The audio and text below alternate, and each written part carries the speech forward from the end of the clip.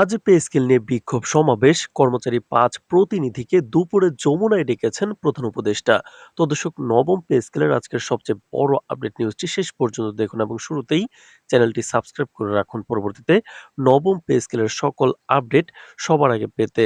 তো দর্শক, আজ পে স্কেল ইস্যুকে কেন্দ্র করে সরকারি কর্মচারীদের দীর্ঘদিনের জমে থাকা ক্ষোভ প্রকাশ্য রূপ নিয়েছে।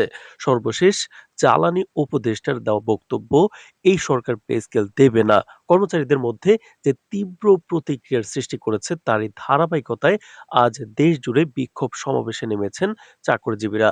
সকাল থেকেই রাজধানী ঢাকা সহ বিভিন্ন জেলা ও বিভাগীয় শহরে সরকারি দপ্তরগুলোর সামনে কর্মচারীদের উপস্থিতি লক্ষ্য করা যায়। কোথাও কলম বিরতি, কোথাও কর্মবিরতি, আবার কোথাও শান্তিপূর্ণ সমাবেশের মাধ্যমে তারা তাদের অসন্তোষ প্রকাশ করেন। কর্মচারীদের অভিযোগ, পে স্কেল নিয়ে সরকারের ভেতর থেকে একের পর এক পরস্পর বিরোধী বক্তব্য তাদের ভবিষ্যৎকে চরম অনিশ্চয়তার দিকে ঠেলে দিয়েছে।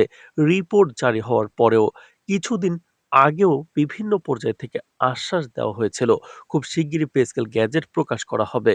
অর্থ মন্ত্রণালয়, প্রধান উপদেষ্টার দপ্তর এবং প্রশাসনের উচ্চ পর্যায়ের কর্মকর্তাদের বক্তব্যে সে ইঙ্গিত মিললেও হঠাৎ করে জ্বালানি উপদেষ্টার মন্তব্য পরিস্থিতি সম্পূর্ণ উল্টে দিয়েছে। এই সরকার পে স্কেল দেবে না এমন বক্তব্যকে কর্মচারীরা সরাসরি তাদের সঙ্গে প্রতারণা বলে আখ্যা দিয়েছেন।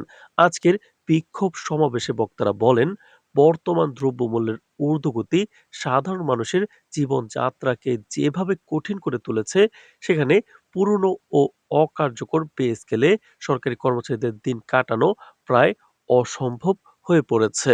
তো দর্শক, বাসা ভাড়া, নিত্য প্রয়োজনীয় পণ্যের দাম, সন্তানদের শিক্ষা ব্যয় ও চিকিৎসা খরচ সব মিলিয়ে কর্মচারীদের উপর আর্থিক চাপ দিন দিন বেড়েই চলেছে। এই অবস্থায় পে স্কেল বাস্তবায়ন কোনো বিলাসিতা নয়, বরং সময়ের দাবি ও ন্যায্য অধিকার বলে মনে করছেন তারা।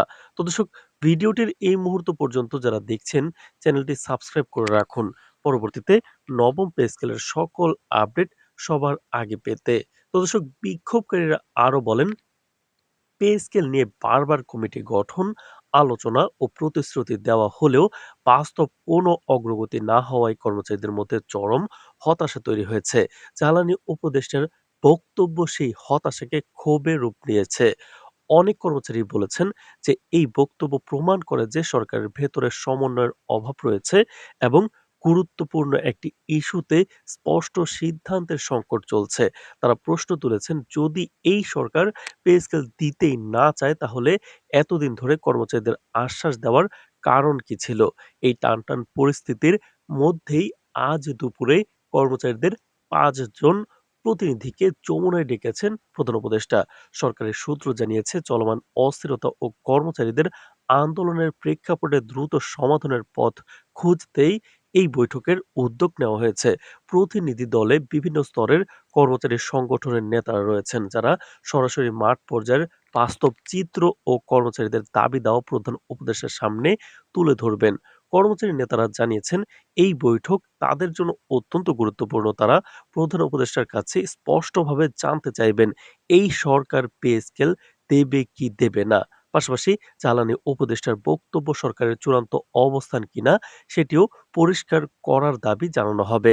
নেতাদের মতে শুধু আশ্বাস নয়, পে স্কেল গ্যাজেট প্রকাশের একটি নির্দিষ্ট সময়সূচি এবং লিখিত প্রতিশ্রুতি ছাড়া কর্মচারীদের আন্দোলন থামানো সম্ভব হবে না। তো দর্শক, ভিডিওটির এই মুহূর্ত পর্যন্ত যারা দেখছেন, চ্যানেলটি সাবস্ক্রাইব করে রাখুন পরবর্তীতে নবম পে স্কেলের সকল আপডেট সবার আগে পেতে। তো দর্শক, এদিকে প্রশাসনের পক্ষ থেকে আইন শৃঙ্খলা পরিস্থিতি স্বাভাবিক রাখতে সতর্ক অবস্থান নেওয়া হয়েছে। রাজধানীর গুরুত্বপূর্ণ এলাকায় অতিরিক্ত পুলিশ সচিবালয় মোতায়েন করা হয়েছে। যদিও এখন পর্যন্ত বড় ধরনের কোনো অপ্রীতিকর ঘটনার খবর পাওয়া যায়নি।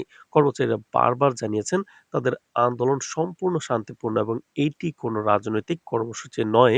তাদের দাবি, পে স্কেল নিয়ে বিভ্রান্তি দূর করে দ্রুত বাস্তবসম্মত সিদ্ধান্ত নিতে হবে। রাজনৈতিক ও প্রশাসনিক বিশ্লেষকদের মতে পে স্কেল ইস্যু এখন সরকারের জন্য একটি বড় চ্যালেঞ্জে পরিণত হয়েছে। নির্বাচনের আগে এই সংকটের সমাধান না হলে তা প্রশাসনিক স্থবিরতা সৃষ্টি করতে পারে, যার প্রভাব পড়তে পারে সামগ্রিক শাসন ব্যবস্থায়। বিশেষ করে সরকারের ভেতরের একজন উপদেষ্টার এমন মন্তব্য পরিস্থিতিকে আরো জটিল করে তুলেছে বলে মনে করছেন তারা। তো দর্শক, ভিডিওটির এই মুহূর্ত পর্যন্ত যারা দেখছেন চ্যানেলটি সাবস্ক্রাইব করে রাখুন।